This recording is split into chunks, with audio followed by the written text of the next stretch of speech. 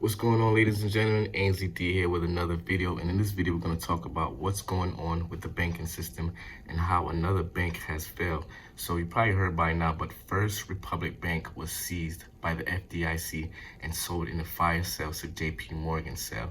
That's right. It was like they were seized on like Friday. By Friday, they were seized, couldn't do any operation. By Sunday night, JP Morgan end up etching out a deal. The government said, hey, you got to come in, you got to save this bank.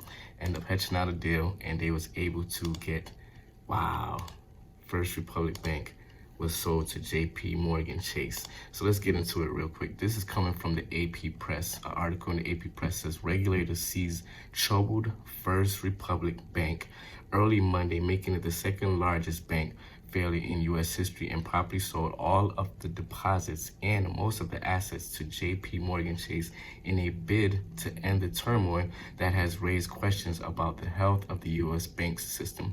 Now, I'm not sure if you remember, but when SVB and all those other banks was going under, the big banks such as Bank of America and other banks were able to help out First Republic Bank and put some deposits in there in order to secure their deposits and make sure that everything was all right. But after that, things get going on, more turmoil kept happening.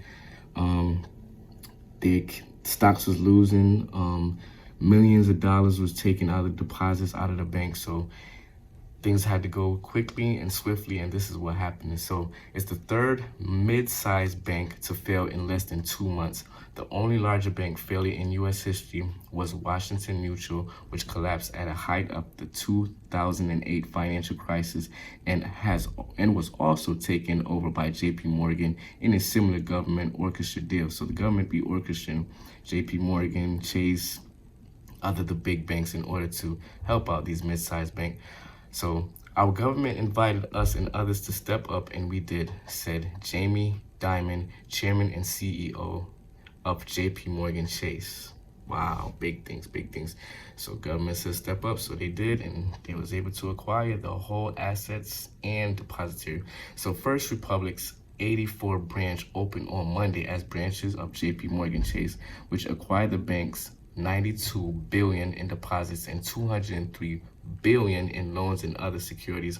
The bank shareholders are likely to be wiped out as part of the deal.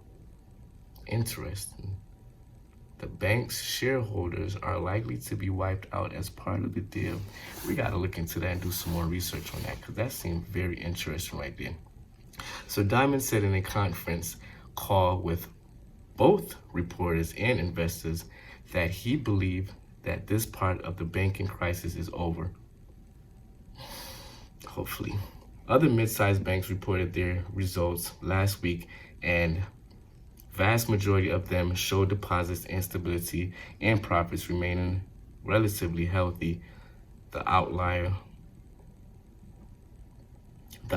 was the First Republic Bank. So hopefully the other mid-sized banks learn from this, learn from First Republic Bank, and all those fractional reserve investment and all those other things probably come to a pause real quick, because a lot of that was mainly some parts of the problem that's going on in the banking system.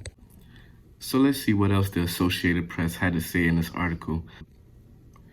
So before this year, First Republic was the envy of the banking industry. Its well-appointed branches served warm cookies to its clients, who were almost exclusively the rich and powerful. Its bankers lured in wealthy clients with low-cost mortgage and attractive saving rates in order to sell them on higher profit business like wealth management and brokerage account. Sound like in return, the wealthy rarely defaulted on their loans and parked substantial sums of money in the bank that could be lent elsewhere. But that business model of catering to the rich became a liability when the collapse of the Silicon Valley Bank and the Signature Bank. These banks had large amount of uninsured deposits, that is, deposits above the $250,000 limit set by the FDIC.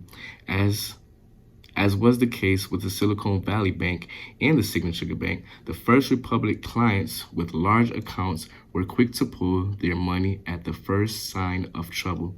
too many First Republic customers showed their true loyalties were to their own fears, wrote Timothy Coffey, an analyst. A coalition of a dozen banks pulled together $30 billion funding package for First Republic last month. Remember we spoke about that? And we don't even know what happened because I guess it wasn't enough. For a while, seemed to stanch the bleeding of the deposit. But it became increasingly clear that First Republic was on borrowed time. It needed to find a buyer or find new forms of funding to replace the deposits that had left the banks. First Republic planned to sell off unprofitable assets, include a low-interest mortgage that is provided to wealthy clients. It also announced plans to lay off up to a quarter of its workforce, which totaled about 7,200 employees in late 2022. But it was seen as too little, too late by analysts. The bank seemed to be in the brink of failure for weeks. The $30 billion package brought time when time was needed for First Republic, said Jeremy, JP's Morgan chief financial officer, in a call to all reporters. Last Monday, First Republic reported its first quarter result and stunned analysts and investors when it revealed that $100 billion of its deposits had flowed out of the bank, most in mid-March, immediately after the failure of the Silicon Valley Bank and Signature Bank. Its executive took no questions from analysts on an earnings conference call. First Republic stock plunged more than 50% that day of the report. And by mid last week, it became clear government intervention in First Republic was necessary.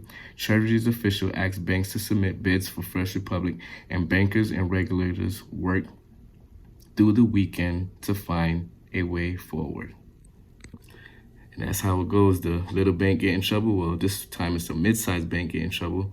Little bank, mid-sized bank get in trouble, and the government asks for the big banks to come in and help out. So once again, JP Morgan Chase, the nation's biggest bank with the reputation as a deal maker during times of crisis, became the government's go-to bank.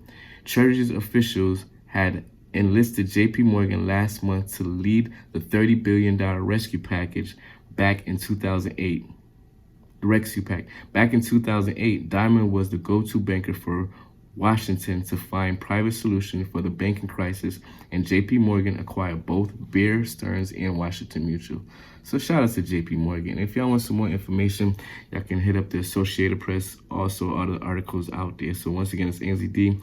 Make sure you're paying attention to what's going on with the banking system. Another bank, First Republic Bank, was seized and it was sold to JP Morgan. So once again, it's NZD. Hope you got some value out of this. I'll talk to you later. Peace.